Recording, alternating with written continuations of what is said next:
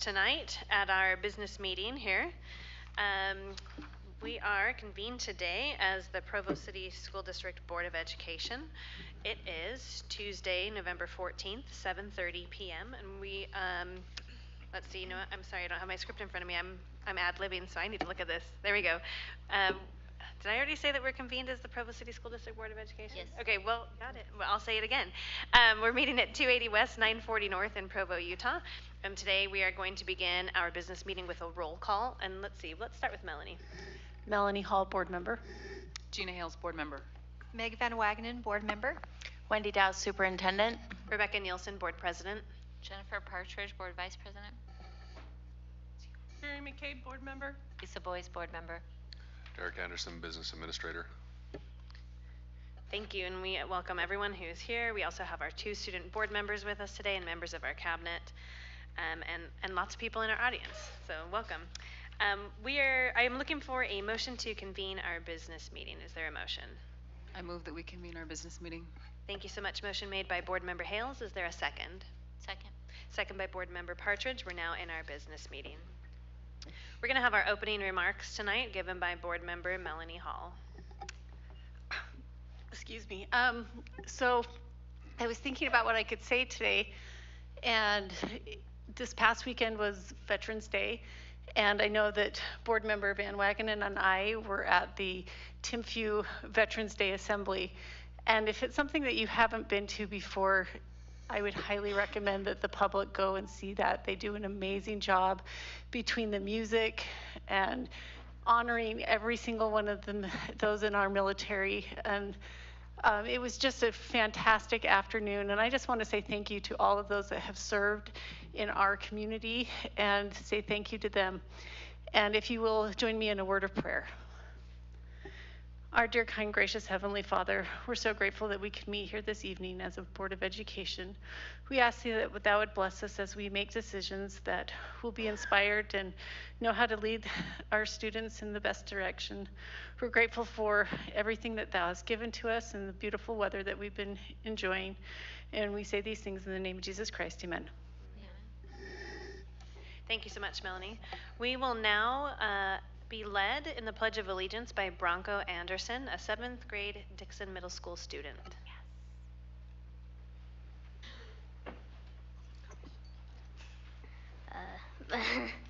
Please repeat the Pledge of Allegiance after me. I pledge allegiance to the flag of the United States of America and to the republic for which it stands, one nation, under God, indivisible, with liberty and justice for all. Thank you so much, Bronco. Okay. We are going to now go to our Community Connections section of our meeting this evening, and we'll start tonight with our Employee Recognition and our Provo Way Awards, and that'll be presented by Jason Cox, our Deputy Superintendent.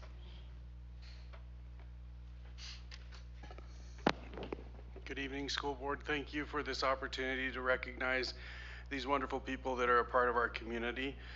Tonight we are recognizing, and I'd ask you to please stand if you're here in the audience with us. We're recognizing Stacy James, Linda Moser, Tegan Braca, and Marnie Story. Let's give them a round of applause.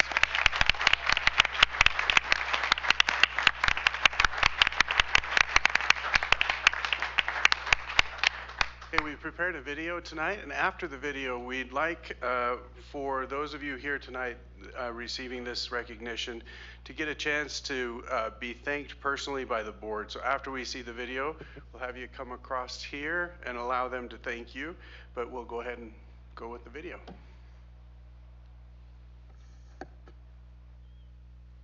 January, February, March, and April, May, June, July. So I nominated Miss Moser because she dedicates so much of her time to you guys and to individualizing, making sure that all of you guys are caught up and caring about your academic growth.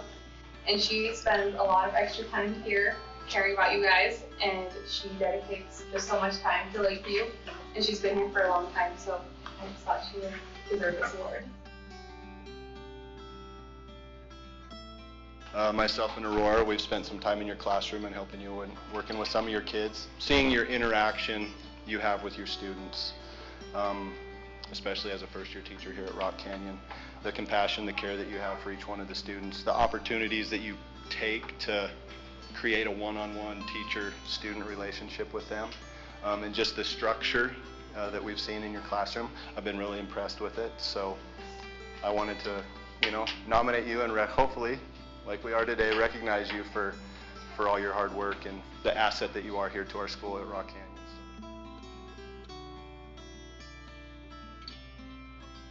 So you guys have the awesomest teacher. Not only does she make sure that you are learning exactly what you need to be awesome 7th graders, but she has taken upon herself to really make sure that you know how to create in your technologies. And so I just want to really praise her for going into Adobe and letting you be creators of content.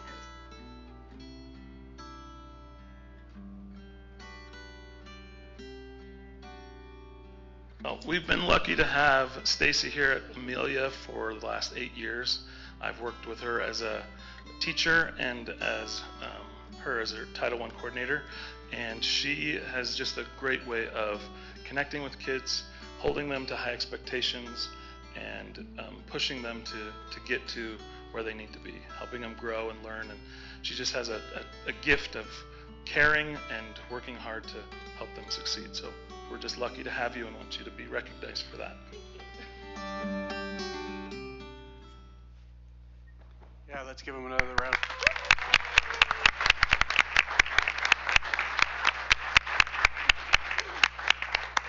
As I mentioned before, if you don't mind coming up and starting on this end, be careful, there is a cord right here, but we'd love for the board to get a chance to thank you personally for the work you do.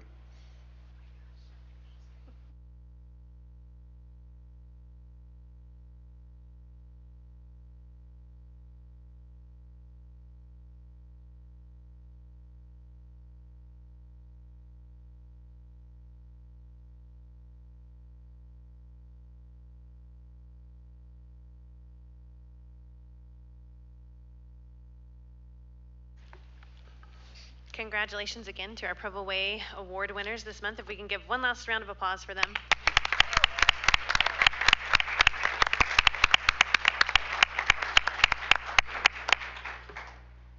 We'll now get to hear from Dixon Middle School Principal John Anderson, for a school report on Dixon Middle School. While he's walking up and before he starts, I just want to remind everyone that after the school report will be our time for public input. And so if anyone here would like to give input to the board, there are forms over here on my right and your left. You would just need to fill out one of these forms, and then you would need to hand it to our secretary, Bonnie Totkus. She's going to raise her hand. There she is. Hand her the form, and then she'll get that up to us, and we'll make sure that you have your chance to give your input. Okay, Mr. Anderson. Thank you. It's a very exciting year for us at Dixon. I know most of you, but there's a couple of you I don't know as well, even though my kids know some of you more than I. But I'm excited to talk a little bit about Dixon tonight. In our last year at Dixon, after 92 years there, as you're well aware, we are planning to move down to Shoreline in the summer. We're very much a Provo District family, even though I spent 15 years working up north in Salt Lake County. My oldest currently works at Provo High as a tracker when he's not servicing F-35s with the Air Force. But he did 11 years here before I took a walkabout, and then I took him his senior year to a little school in Idaho, out of Timpview, where his graduating class was 34. I loved it. I was excited to get back to my home area. My wife did not. When there was an opening at Dixon, she said, "Hey, there's an opening at Dixon you should put in because I'm going back to Provo." And so back to Dixon I went, and I have loved being there. Since our return, all of my kids, with Bronco included, have attended Dixon. It's been a wonderful experience for my students, and I firmly believe in the work we're doing, to the point where coming across town from where we live to the school, my kids have loved it. Every one of them so far, we'll see where Bronco goes, has chosen to stay on and attend Provo High to stay with their Dixon friends. They can hang out with their other friends over where we live during the other parts of the week and on Sunday, but they really want to be a part of their Provo environment. My daughter spent 3 years on the folk dance team at BYU, but found the major she loved in Idaho, so she's up there actually pursuing a major there. from a program she found at Dixon. We had a sewing teacher at Dixon who was phenomenal. She's at Timpview now, unfortunately for us, but we have a great one again. And she's in a sewing program at BYUI that was fostered by a 7th grade CTE intro class. My sophomore at UVU also works for the tech department.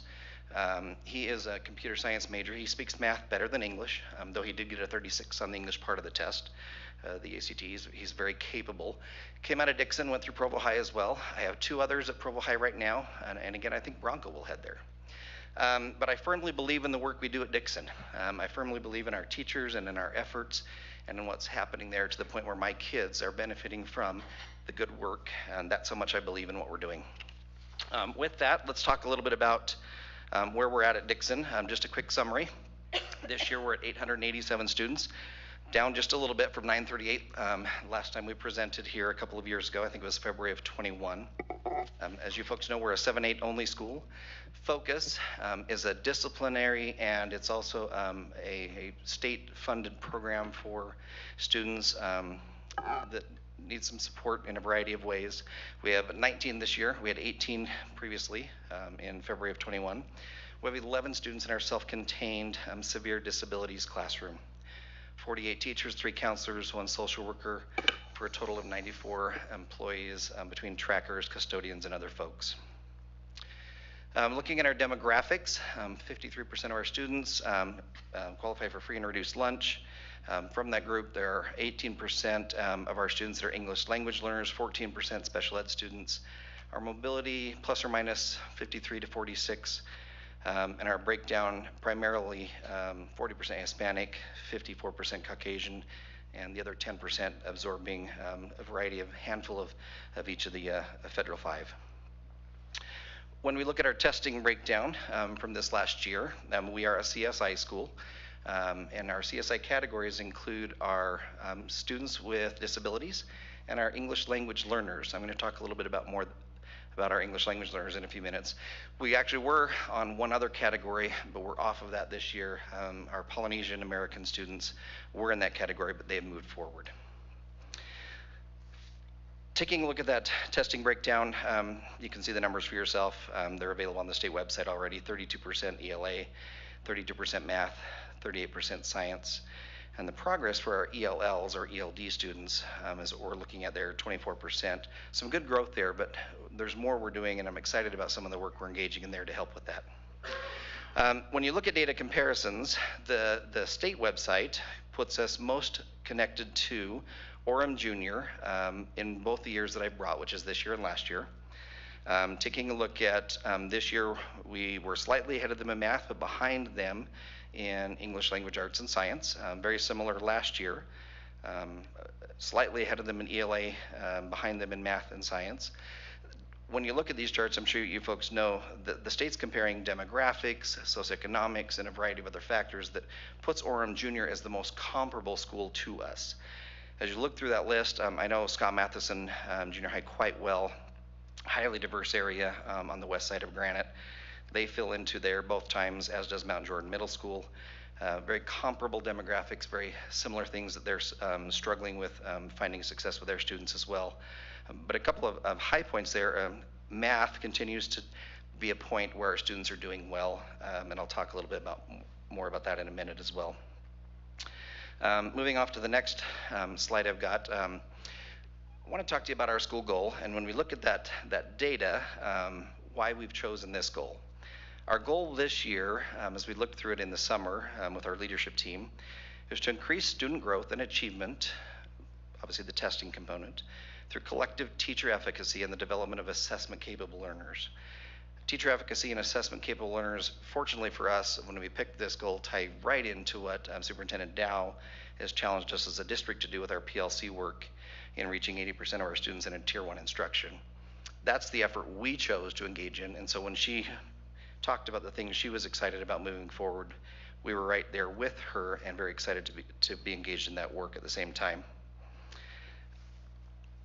Breakdown of our goals include an intensive look at RPD with PLC Plus. PLC Plus is a name brand of PLC.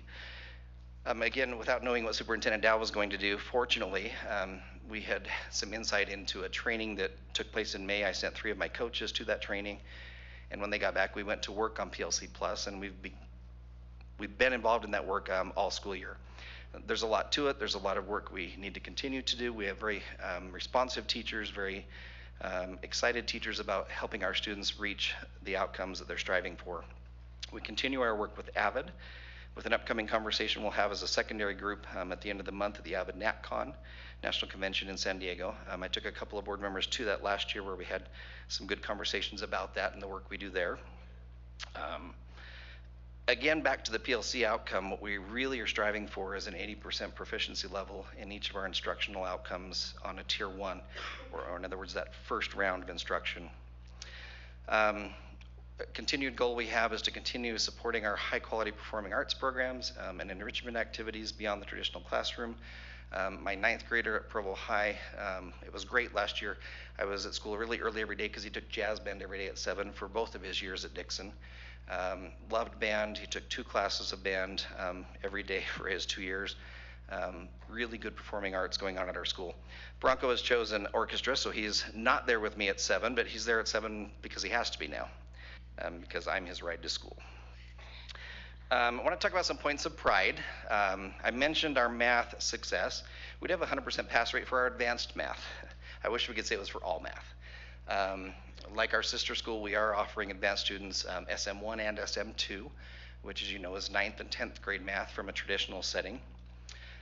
We have begun over the summer again with our PLC work some significant efforts with our advisory to reduce school-wide behaviors and tardy numbers.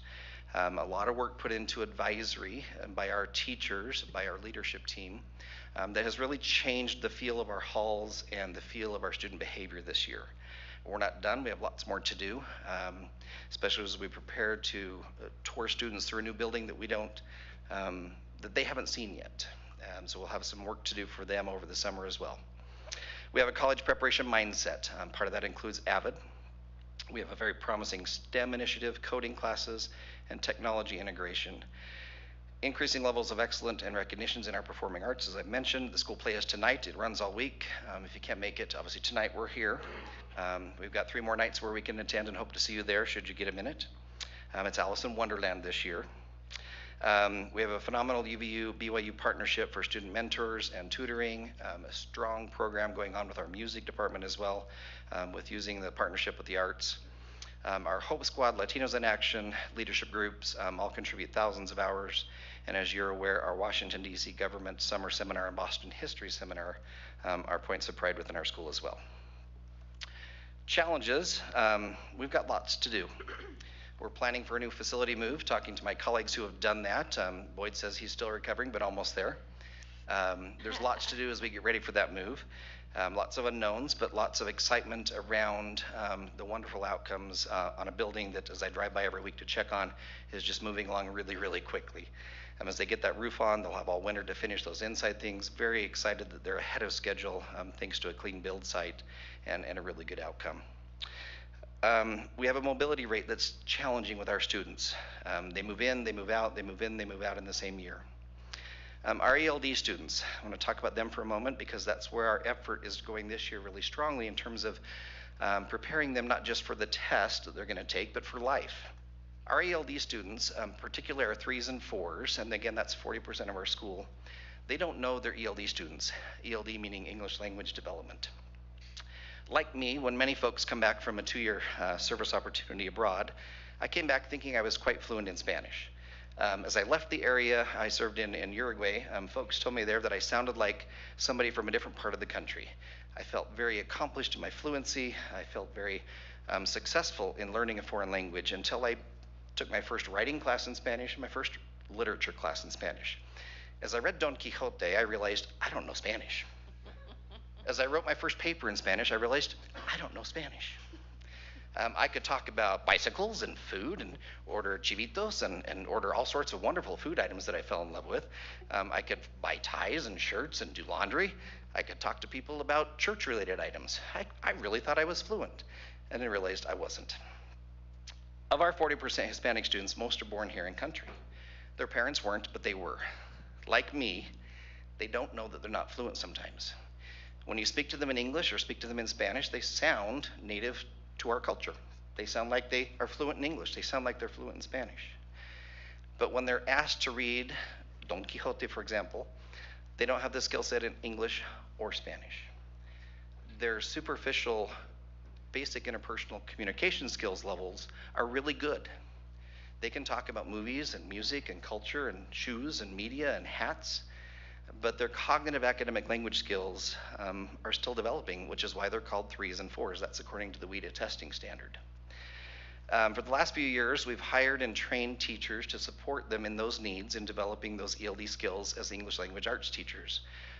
As my board members that come to community council know, I've lost all the teachers we've trained in the last 5 years to surrounding districts or graduate school, in fairness as well. And so we've changed things up this year and put the students, sometimes to their chagrin, in an ELD support class in addition to their English language arts class.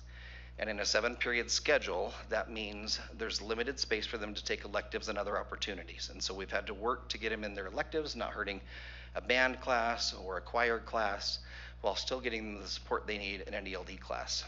The other struggle is, since these students don't know they're learning English, their motivation is very different from mine when I was reading Don Quixote and struggling through the dictionary by my side to figure out the words I didn't know. I was highly motivated to understand this. Our students don't understand why they're in this course and why they couldn't take a course they wanted. So the teachers we've hired to teach them, I've got 2 this year that are new to our school, are doing a fabulous job. One of them we picked up out of our adult ESL program in the evening. She does a phenomenal job as a native speaker from Chile with the adults, but has had to transition to the different motivations of a 13-year-old or 14-year-old versus the adults that are highly motivated to learn English. They're making good progress. Really good things are happening. I observed one of these teachers last week in an official observation. It was just fun to watch her having fun as the students engaged in a different level of learning. So I'm excited about the opportunity we have to make a difference in English so that it's not something that hangs over them throughout their high school career that's coming up here in the next 4 years for them. The next item on that bullet is low engagement, and of course that's not just the students. Their families are busy working. They work 2 and 3 jobs. Their families are not native speakers to here. Most of them came from elsewhere. And so getting them to come to events like we held last night, our college night, was awesome. Unfortunately, we ran out of J-Dogs, but we did get a lot of folks that came, and a lot of our ELD students and families did come and engaged with us in that conversation. And those are the activities that we're trying to engage with our community to support their development towards high school and college. On that same note, our dual immersion teachers, both of them help us with the ELD program as well. We're planning for those trends as they move through the district. We've got a graduating group at the high school finishing Portuguese, excited to get their college credits moving on through the Portuguese program. And given that we have the 2 wonderful universities near us, we have constant staffing challenges in our 29-hour per week employees and substitutes, because we get a good one for a few months, then the schedule changes at school. Or we get a good one for a few months and then they graduate and go off to grad school. And so we have good employees here, we just can't keep them on part-time situations. Strategies that we're engaging with to continue to support our goals and help our students. As I mentioned, continued PD for PLC efficacy, continued safe, positive, orderly school environment focused on individual students and families through our PBIS and advisory program. Improve, again, quality of our PLC teacher collaboration efforts to reach that 80% Tier 1. A focus on teacher predictions in their classroom, looking at what's succeeding, where students are going to struggle to improve their Tier 1, and then our after-school extended day programs. We want to build on our strengths and teacher capacities, confront the facts that are in front of us, like our data, with persistent improvement and effort in addressing those. Improve our Tier 1 instruction, engage more families in the learning process, and again, continued support for our PLCs. Looking forward to the exciting things coming as a district in that level as well. Want to follow up, just finish on a note of some huge positives. That's Boyd McAfee and myself in New York. as we took some students to New York. The 2 trips we do to Boston and to DC have grown from a fledgling experience 12 years ago with Mr. Seitz, and one of our teachers who now works in Alpine District is supporting their diversity equity program, Richard Thomas. It is hands down the most phenomenal learning experience I've engaged in 28 years. The students learn, engage all year long for these trips that we take. And really quickly, just to share, last year we were at the Pentagon Memorial. We couldn't go in. The Pentagon still hadn't opened up. But the volunteer docent that was there said, why do you guys have so much preparation coming into this? Usually students come in, they run around, they don't know what they're looking for, and we explained to them that our students spend all year researching people that we're going to visit, researching a person that was on either the plane or in the Pentagon. And he spent an extra 45 minutes with our students just complimenting how wonderful they were and sharing personal insights that he had with his experiences there as a docent. Bronco went to a baseball game with me. We had 2 students bow out, one for Boston about a month before, one from DC, no, I got that backwards. One from DC about a month before, and one from Boston the night before. And so I said, Bronco, what you doing tomorrow? The only way I could justify giving a parent a refund was to buy that spot. And so Bronco ended up in both trips. But the learning opportunities, as we go through these different activities, our students are there on the Statue of Liberty. Bronco's there with me in front. We've seen some changes over the years too. As you notice here, there's a statue missing. They moved Roosevelt. He used to be right out front when we went a few years ago. Bronco's standing where Roosevelt was, and he's gone now. They've moved him elsewhere for a variety of reasons that came up politically and some other things. But as the students experience and prepare for these trips, we run into them later. We see the growth that they have on these trips. My favorite story is if you have any interaction with our head custodian at Centennial, Anthony Lugo was one of our first students that came on one of these trips with us. And there he is running a school of his own in the custodial fashion. Included this one in Vietnam. Miss Dressel has since retired, but her dad, who passed away just a few years ago, donated several of the items there at that Vietnam memorial display inside the American History Museum. And so we include that picture of her even though she's enjoying her retirement years. She actually came back last week as we covered Veterans Day with our students and talked about Vietnam, and she presented to them. Our students are living the legacy of education through these opportunities as they move to Provo High, as they go on to college and serve our community here in Provo and beyond. Any questions, folks?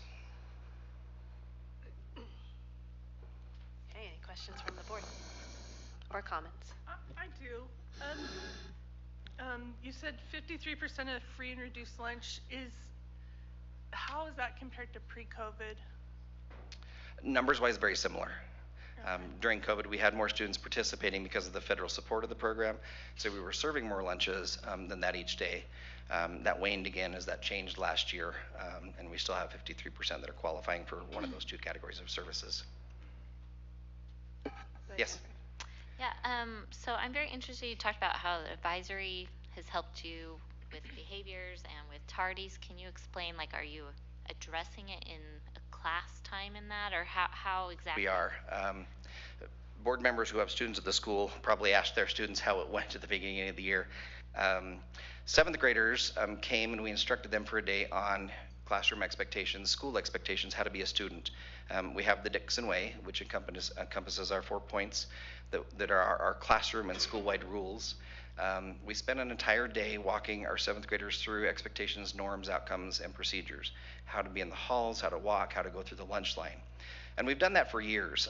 The aha I had last year was we know that 12, 13, and 14-year-olds have a frontal lobe situation that happens through adolescence. Awkward adolescence is what it is because it's adolescence. And if we don't continually support them in the growing development of learning, they're going to forget, probably by the next day. And so each week we have a lesson in advisory on Monday that we teach each student through the advisory process. Each of our teachers takes an advisory class and has between 18 and 20 students in that advisory. And then on Thursday we review the activity and the lesson that we taught them. So throughout the school year, we're reteaching them and reteaching them and reteaching them, as we know 12, 13, and 14-year-olds need to remember. I can't conclusively say, but there's a definite correlative factor in our improved classroom behavior, our reduction in discipline, our reduction in referrals and fights, improved lunch line flow, improved behavior and flow, improved bathroom expectations and norms because of the reteaching. We know this because they're 12, 13, and 14. Yeah, love that. Thank you. I actually was going to ask the same question, but I can just say that my 7th grader is super stressed out about being late every morning, and I've never had a kid care about being late to school, so it must be working. We just want them there to learn.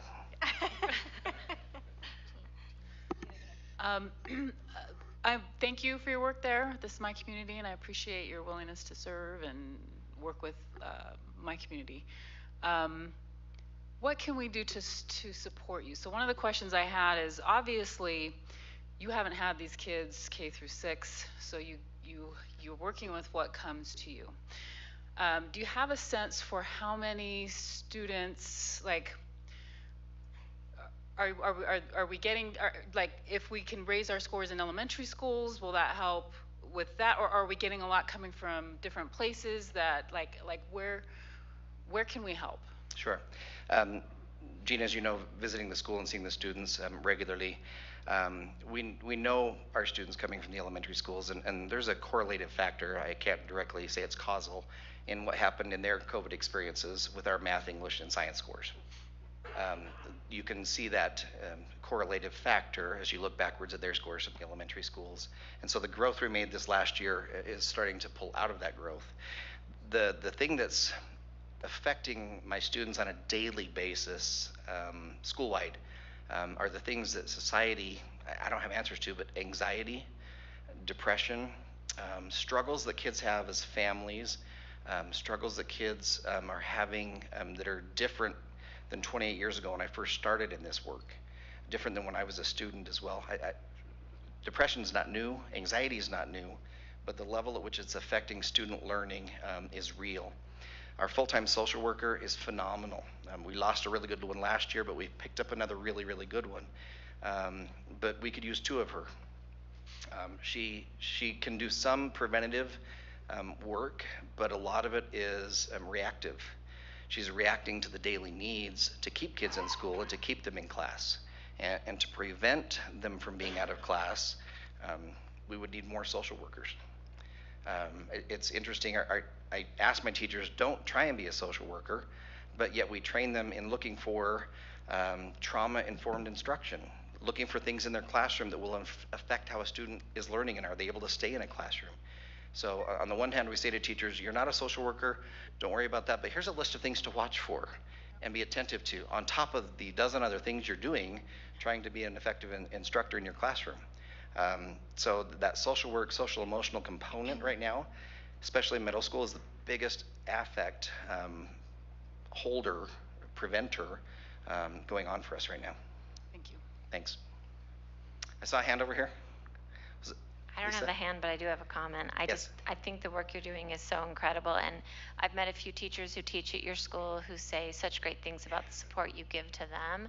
And I guess the one question I would ask is how are we doing as a board in supporting your teacher?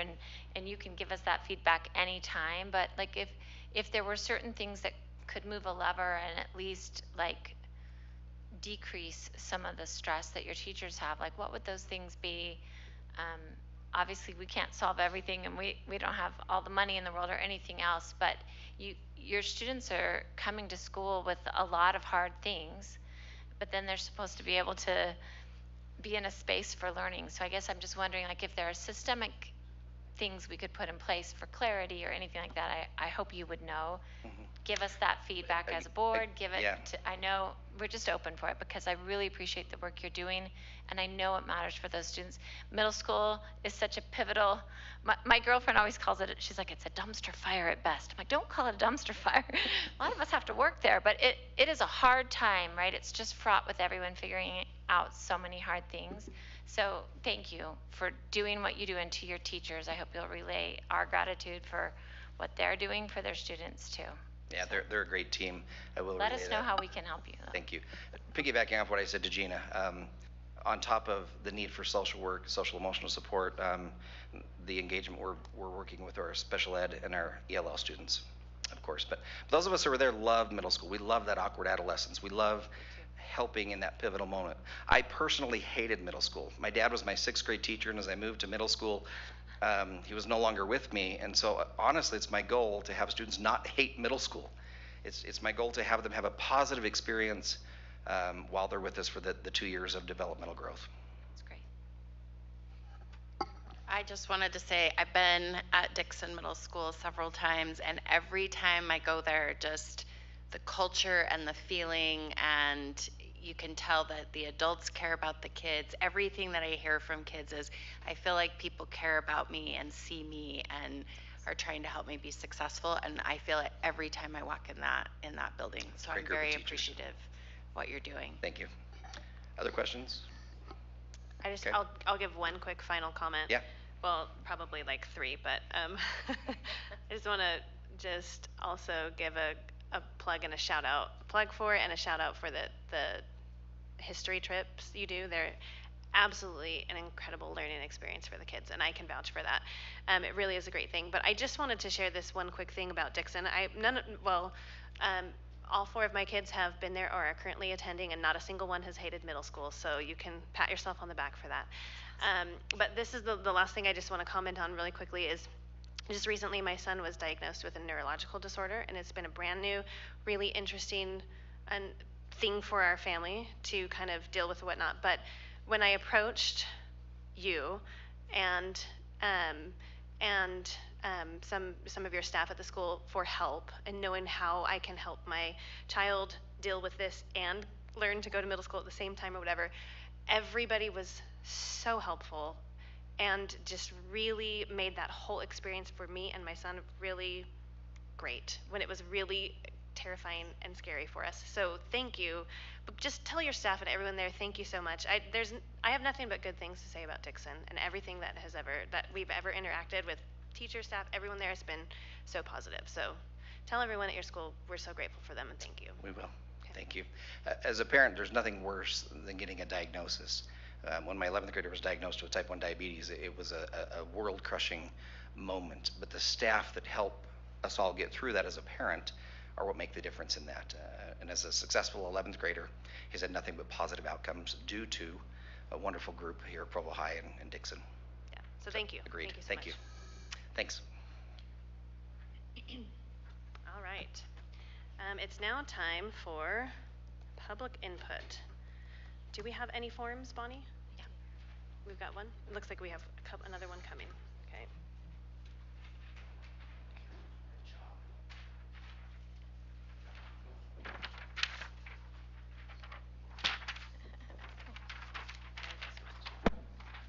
All right. We will start tonight with our public input hearing from Heather Scavelund.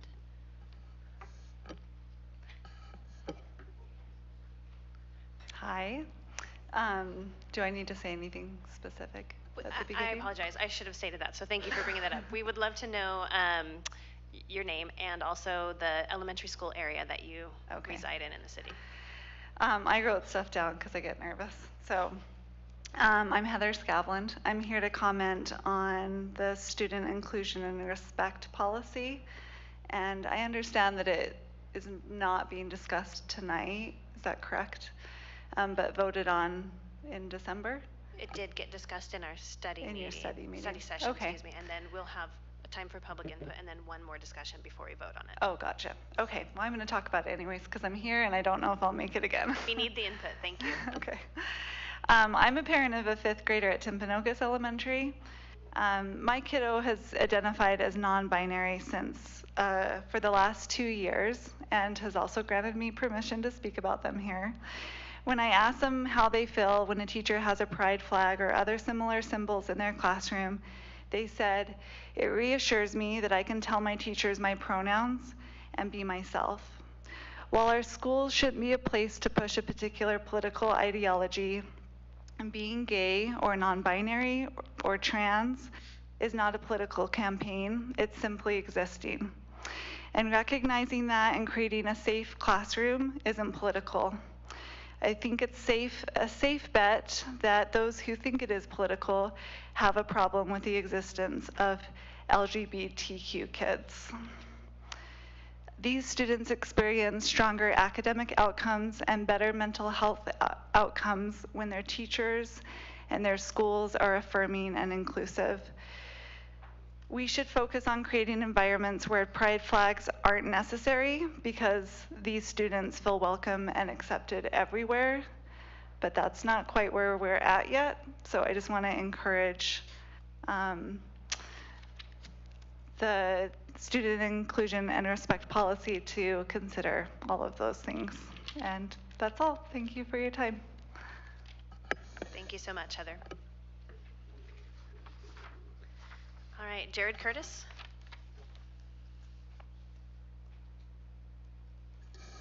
Hello, Jared Curtis from the Timpanogos neighborhood and Dixon neighborhood for the next year. Still have hurt feelings about that, just so you know. And I lost I was in Grandview too, and Provo High. So the first comment I had was on the lawsuit. I think you should join the lawsuit. I've heard some comments for and against, but I think it would be good to be part of the lawsuit against social media. And if you were really serious thinking that social media was causing some of the anxiety and depression issues, to consider confiscating phones during the entire time at school, if you're serious. I know that we can't control it, and kids are going to move things and hide things, do things. But if you actually think it's important enough to do a lawsuit about, I don't think it should be permitted on school grounds whatsoever. So personally, I have a 13-year-old, and she doesn't like it, but she doesn't have a phone, and she's the only one that doesn't have a phone in probably the entire school. I'm sure there's a few, but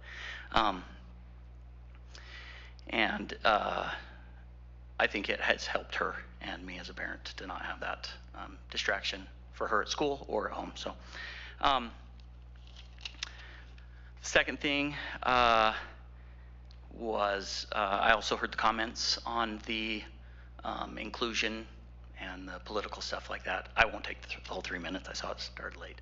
But I do think it's a political thing, and I am a parent, and I don't have a problem with LGBTQ kids, but I do think it is political, and I hope I'm respected in that. My 12-year-old at the time went to on a field trip, and one of the teachers that went with them wore a transgender flag, and it was very political in that instance. And I don't want my daughter to be used as a political pawn or anything of that type. I also don't think I know as a parent of a 9-year-old daughter and a 13-year-old daughter, I don't want an open environment to talk about sexuality with adults that aren't their parents. So take that into consideration. I do think it's political. I think it's activism. And some of the comments in just the study session, like, well, I don't think it's this, and I don't, one of the examples was, Trump or die, right? That's definitely political, and some people might not think it's political. I don't like Trump. Okay, I'll say that politically, right? So,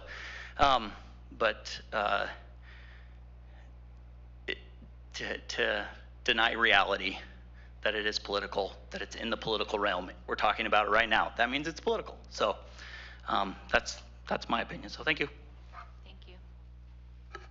Thank you, Jared. Okay.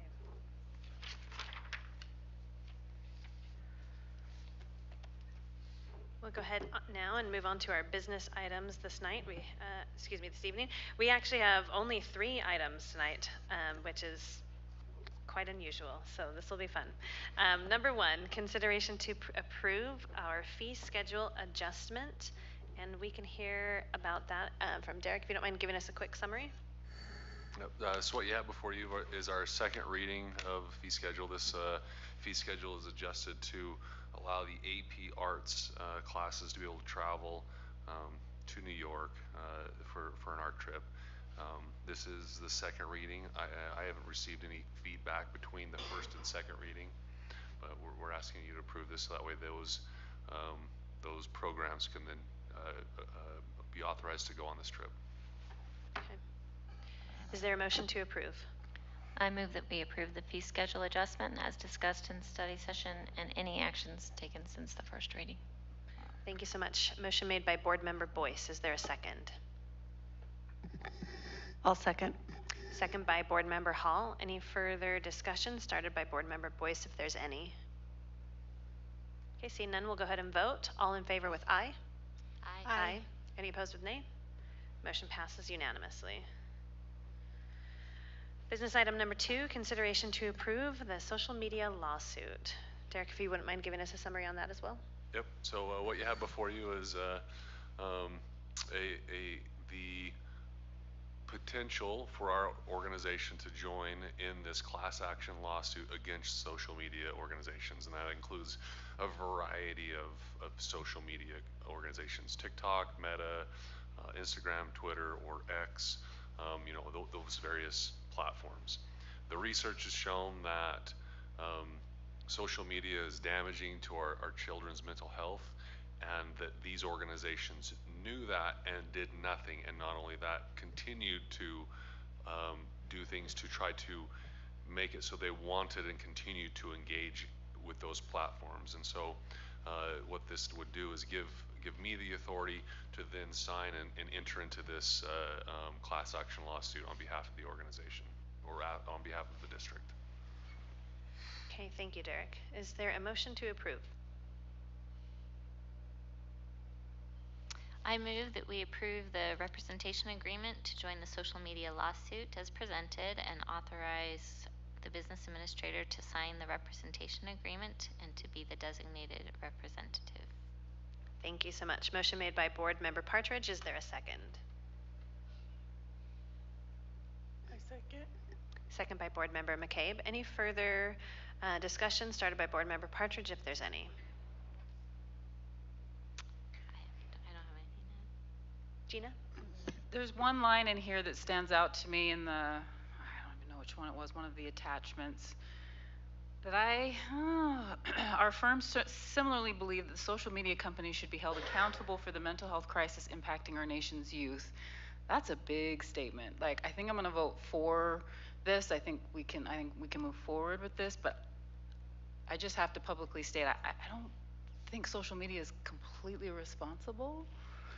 Not that you guys can fix that. I just have to say it out loud. There's a lot of factors in here. Social media is definitely one of them, and it's a big one, but I don't know that they're responsible for all of it. I was actually going to make a similar comment to that, and I think we're all responsible for part of this. As parents, we have a responsibility to navigate this in the way that we feel is best within our homes. In schools, I think our teachers are doing what they can to understand technology and make sure that it's not a distraction or liability at school. But I will say that I think I think this is a shared responsibility. I'm going to vote for this. I would like to see our social media companies put some guardrails in place that I don't feel are clear right now. And I'd like to see greater responsibility in the tools that are provided. I also think, I think this is just tough, and I don't think you could put the mental health crisis on the shoulders of only the creators of the social media platforms. We don't have to give our kids smartphones, and we can also teach ourselves and people around us how to use those tools. It isn't the same to me as someone creating a product that's like cigarettes or something like that. So I guess I just need to say I think that there are some responsibilities that I'd like to see taken by social media companies, but also the rest of us have responsibilities in this too. Yeah, and I'll just add to that we do use social media for good too, for communication, and for various reasons as well. And so it is something that we all need to, I know I need to work on being a more responsible user as well. I guess my question that comes up for me is, yeah, moving forward with this lawsuit, what are we asking for guardrails on these products on social media? Are we asking for them to change the algorithm? What is the accountability measure? Are we just going to say you've contributed this, so compensate, and then we keep doing the same thing? So the premise of the lawsuit, one, would be to provide remuneration for the increased costs that districts have had to encounter to combat this, and also, get kids the support they need. The other part of this is to essentially have some laws around what kids and how social media companies interact with kids. You've got Will. Will has his hand up. Will, I apologize that I didn't see you. Go ahead. Go ahead, come over.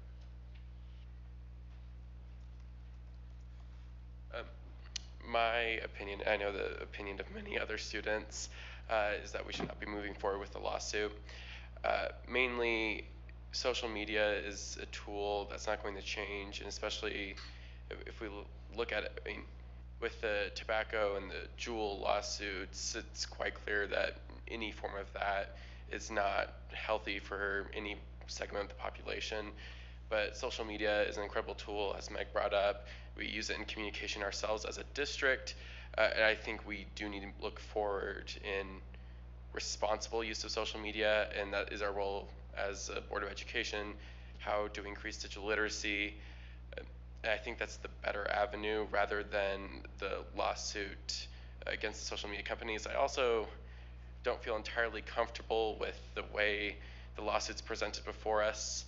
It feels a little odd to me when a law firm comes before us and then has a frequently asked question page on why we should be voting in favor of suing like TikTok and Instagram. It just seems that almost like a bandwagon fallacy. Everyone's doing it, you should hop on too. Not to say that suing them is fallacious, but just that shouldn't necessarily be our reasoning, and it just seems like some of the motivation from the law firms and all that is a part of that fallacy. Thank you. Any further comments? Go ahead, Jennifer. Okay, first of all, I love that we're having discussion about this is awesome. You guys all make some wonderful points, and I agree that there's some nuance here. I think what this is saying is that social media is purposely doing algorithms that target young people, and I do see having a lawsuit is kind of to have a wake-up call to them. I know our state legislature and some other states are trying to also enact some legislation to address that, so that we can have some more guardrails in place for how people use, especially younger people, use social media. And I agree that we all need to be more responsible. I think we have a lot we can do for digital literacy teaching, but again, that's more on us to do as a district, but takes resources and things like that. So I still see value in being a part of that lawsuit to have that wake-up call for the social media to change some of their ways. So. All right. Seeing no more discussion, we'll go ahead and excuse me, we'll vote on that. All in favor with aye? Aye. Any opposed with nay? Right, motion passes unanimously. Item number 3, consideration to approve administrative staff additions for Franklin Elementary, and we'll let Wendy address that. I'm going to have Jared Seitz speak to that. It's okay, did that twice now. Okay, no worries. Can you share that? Oh, okay. In the earlier study session, you had a chance to review a presentation about some of the unique attributes of Franklin Elementary School, a beloved school in our community, as they work through the comprehensive school improvement efforts at their school. We shared in that presentation many of the unique challenges that they face and many of the assets that they have. And we made a recommendation for the board to consider approving 2 positions to be paid for by CSI funds provided by the state of Utah for an assistant principal to help them in these efforts, in addition to an instructional coach. And both of these individuals would be hired as soon as possible to provide that support. so that the administration, the current administration, and the potential of the new administration can continue to work towards these goals and align their work to address some of the challenges that they face and increase their capacity to do so. Okay, thank you so much, Jared. Is there a motion to approve? I move that we approve adding an assistant principal and an instructional coach to the Franklin Elementary School administrative staff. Thank you so much. Motion made by Board Member Hales. Is there a second? Second. Second by Board Member McCabe. Any further discussion? Started by Board Member Hales, if there's any. I don't have any. Anyone else? Okay. Seeing no more discussion then, if all in favor with aye? Aye. Aye. Any opposed with nay? Okay, motion passes unanimously. Thank you, Jared.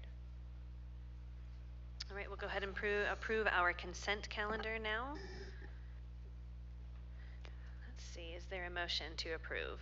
I move that we approve the items on the consent calendar. Thank you. Motion made by Board Member Hall. Is there a second? I'll second. Second by Board Member Boyce. Any further discussion, starting with Board Member Hall, if there's any? Okay. All in favor then with aye? Aye. Any opposed with nay? Motion passes unanimously. All right. We are ready then to hear from our student board members. If Will and Max would like to come up to the podium, we'd love to hear your report. Thank you, Board. Recently, about a week ago, we met as a student council for the board at Timpview High School. We discussed several things ranging from construction at Timpview. Construction at Timpview, valedictorian selection process. Yes. That's actually something I wanted to touch on real quick.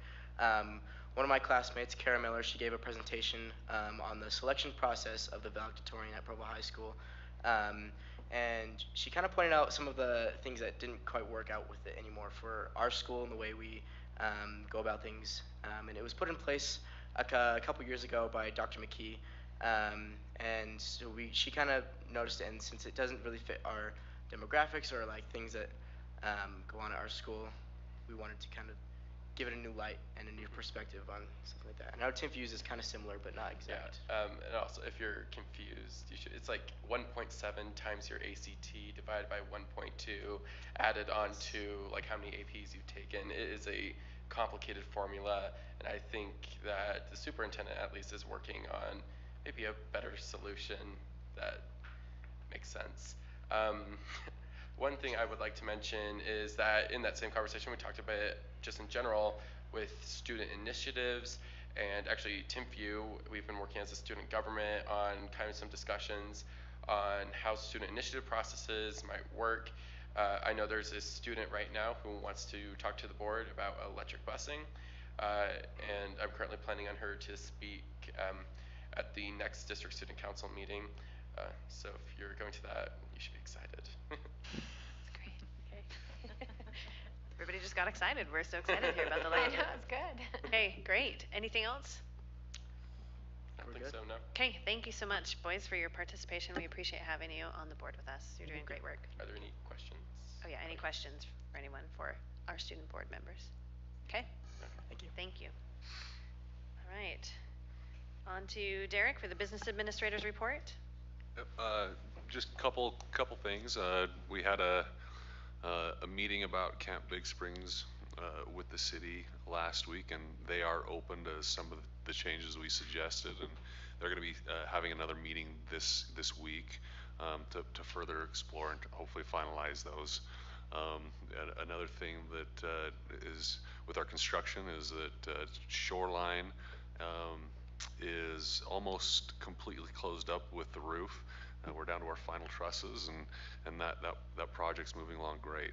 Wasatch is to a point where the walls are starting to come up, which is a big milestone. And then Timpview is to a point now where we are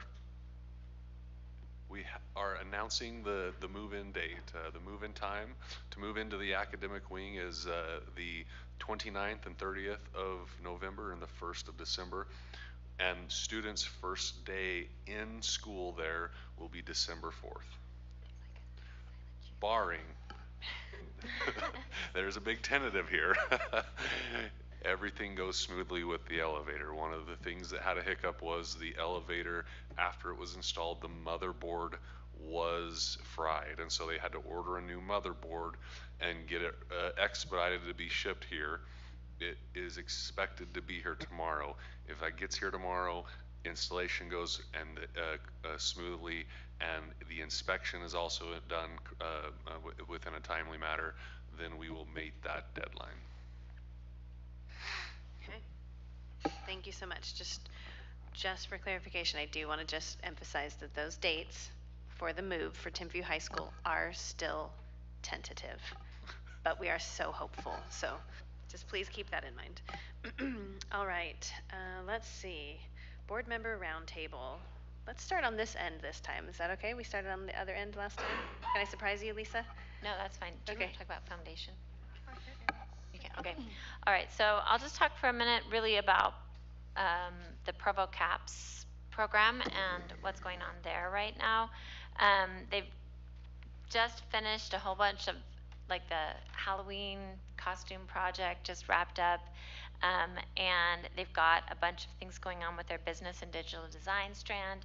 They've got students working for different companies with that, including in their engineering strand, I think one for Hall Labs, right, Melanie? Yep. Which is exciting. And then in their, with their health strand, it's been exciting to see, like, they've kind of changed the way they're doing it, where they get job shadow experiences. They've had guest speakers coming in, nursing, physical therapy, bioinformatics, clinical psychology.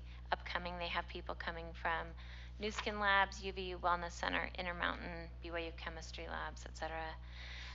They also, as they're coming around, we're headed into the Invest Nest season. I don't know if any of the board members here have heard about this or the community knows a lot about it, but it's so exciting to see what they do with Invest Nest. And I thought I would just share with you the timeline. Let me find this here. So this is where entrepreneurs come and they pitch their idea, and the top, I think the top prize, it's not written here and my memory is terrible, but I think it's like $10,000 to the people who win this round. But round 1 is at the end of January, round 2 February, round 3 the middle of March. 36 possible contestants, it said. And another thing that's exciting that's happening are the mentors coming from BYU as well as other parts of the community through their Y-Serve program. Right now they have a whole bunch of students mentoring these projects. So the students who participate in the CAPS program are just getting such a rich, real learning opportunity and also contributing value to the community already, and the confidence is inspiring. So that's all I really wanted to report on. We had the foundation meeting last week, and the teacher grants should be awarded in the next couple of weeks. There were 75 applications, which is the most we've ever had. And thank you to everyone who donated to the foundation so these teacher grants are possible. We're starting to plan the Easter basket auction, which will be Monday, March 18th at Riverside Country Club. And everyone save your money so you can afford to bid on the fun, expensive items. And then on the safety committee, all exterior security cameras have been purchased to meet national standards, are in the process of being installed. Once this project is complete, every one of our schools will be meeting the national standard for the number of exterior security cameras needed. November is also Cybersecurity Month, and Jason Garrison has been visiting all the schools and educating faculty and staff on cybersecurity. And he says to give a huge shout out to the technology department.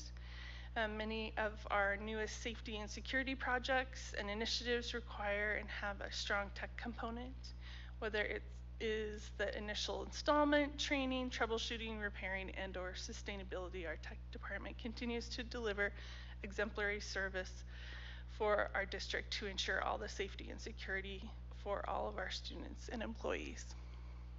Great. Awesome. Okay, thank you. I've got several. So first of all, policy committee. We had our first reading tonight on a couple of policies, so we'll just kind of look at those and any feedback that comes in. There's several policies, I won't list them all, but just that need some updating in language to be up to codes. with new state laws and things like that. So we're looking at those, including the language policy we're working on, for making sure that we appropriately can provide language services to all of our families throughout the district, for the parents as well. And we have our e-bike and scooter is on a list to be working on in the future, as well as the policies that were listed tonight in for the students as part of the student inclusion one. We'd like to work on just making sure that those other policies of like bullying and harassment and all of that are updated and better reflect who we are as a district, of what we're trying to promote as well, about kindness and respect, and having those elements in there as well. So, and then with kindness, we're getting feedback right now about our retreat so that we can make it better for next year. And we'll be just discussing ways we can support our schools in creating that culture where all of our students are being thoughtful, respectful, kind, compassionate to one another, how we can support our schools in doing that. And then for USBA, I wanted to remind all of you that the Master Board certification is due November 30th. And right now, our district, we're about halfway there. So congrats to Derek and Terry, who have done theirs, all turned in. Good job. Gina's close. Some of us haven't filled anything out yet. I didn't know you were tracking. Yeah, Well, so can you have a little breakout session with me after? yes, I'm happy to help anybody. A lot of it, you guys, is stuff we're already doing as board members. We just need to go mark that we've done it. And there's like 2 little videos to watch and say that we've done it. I can totally help you with that, or help you know who to contact to get the right on login. my phone and it didn't help me. I just had to do my login process, Lisa, and you just have to email Megan. Yes, I might be able to help you without having an emailer. And then they are going to do a gift card prize drawing for those who have completed it, and it also you get individual recognition, and when you do 4 years, you get like a little, it's not a trophy, but kind of like that for your desk. But the most important thing is that we can tell our legislators that we are continually getting training and improving, and we're not just some person off the street that was put in the seat and don't know what we're doing. Like, we do know what we're doing, and then we should have the autonomy to work to have those decisions at that local level.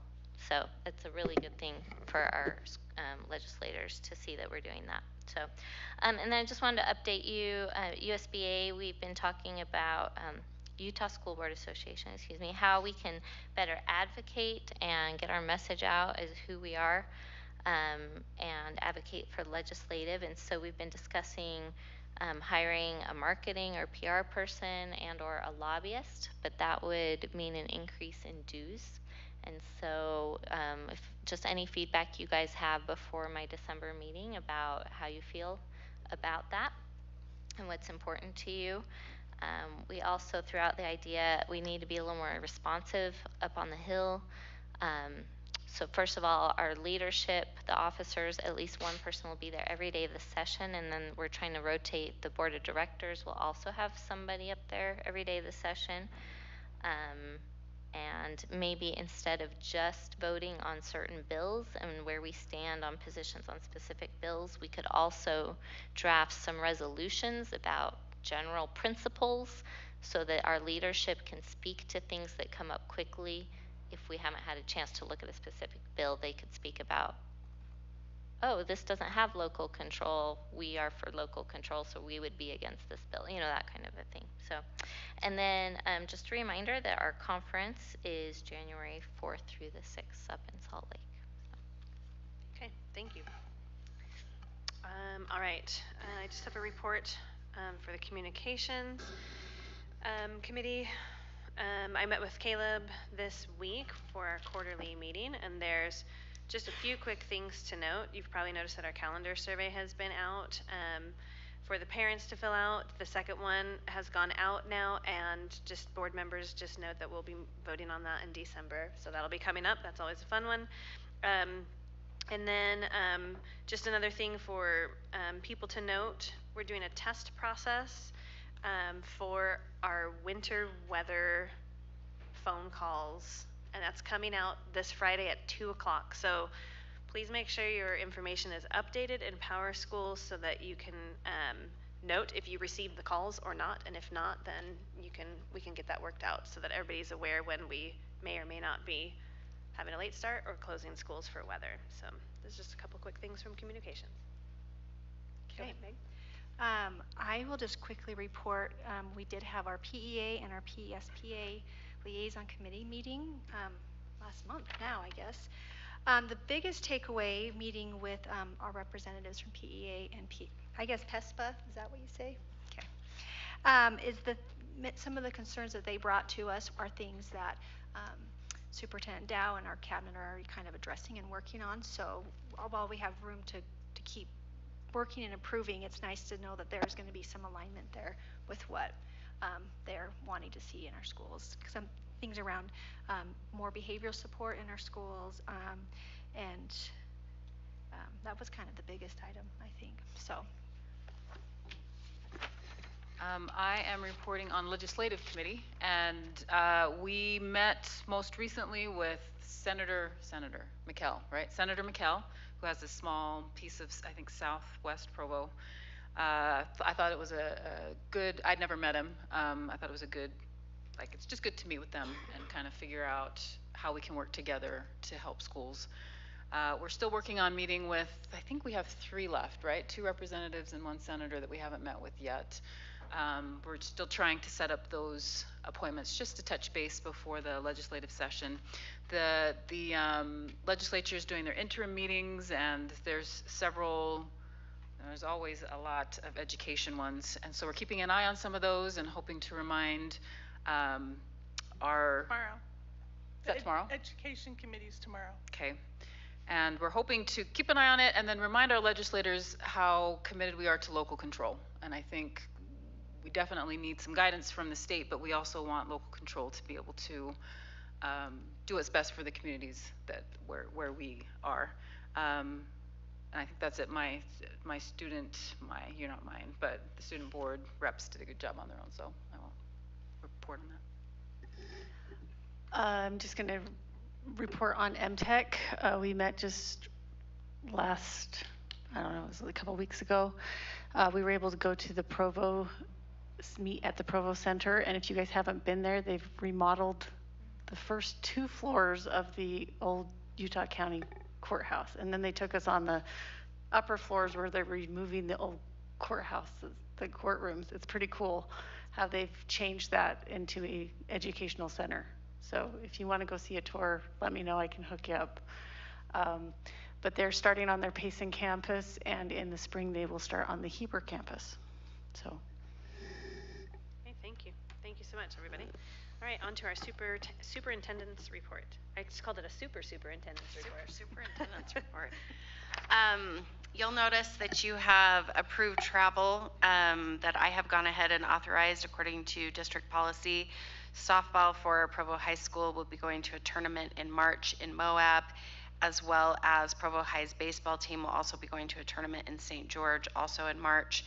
And then I went ahead and approved the Foot Locker Cross Country Championships for Provo High School in Walnut, California. That is an overnight trip, out-of-state trip that they have done previously. So per policy, we went ahead and approved that. So in terms of my report, I just want you to know that tomorrow is ESP Appreciation Day. So ESP stands for Educator Support Professionals. So these are all our administrative assistants and instructional assistants and just everybody that helps us do our job every single day. They are all of the people that make it possible for teachers to do what they need to do and for principals to do what they need to do. And I know I wouldn't be able to do my job without Bonnie, and so it's just all of these assistants that are in place And so we want to give a huge shout out to them tomorrow. So if you run into any of them, wish them a happy day and let them know how much we appreciate all that they're doing and participating in. I did want to piggyback a little bit off of Gina's comment about the Education Interim Committee. There are 2 bills that are being discussed tomorrow on sensitive materials as well as on political neutrality. So just be aware that those are going to be discussed. And then tomorrow, Franklin Elementary has their awesome culture day, so we're pretty excited about that. I'm excited because people have told me it's like this incredible event, so I'm really looking forward to attending that. I want to appreciate Assistant Superintendent Harrison. She went to Lakeview Elementary last night and participated in their art night, which if you have seen the art teacher at Lakeview Elementary with kindergartners, you have never seen a miracle until you have seen that whole situation occur. It's pretty incredible. So just very talented. And then district leadership, we did go to Provo High's musical, to The Little Mermaid last Friday. We got to see Max in that as Sebastian. It was it was so good. It was so much fun. And then last night we went to Tim Few's Hunchback of Notre Dame. Also fantastic, and just so many people that go into those productions and give our students such impressive experiences as high school students. Just thinking about the opportunities that our public schools provide our kids is just really exciting. And then don't forget, Friday, Tim Few will be in the state championship playing my alma mater, Bountiful High School, and Tim Few's going to win, and I'm excited about it. And I will be sporting my blue and orange. So that's all I have. All right, thank you so much.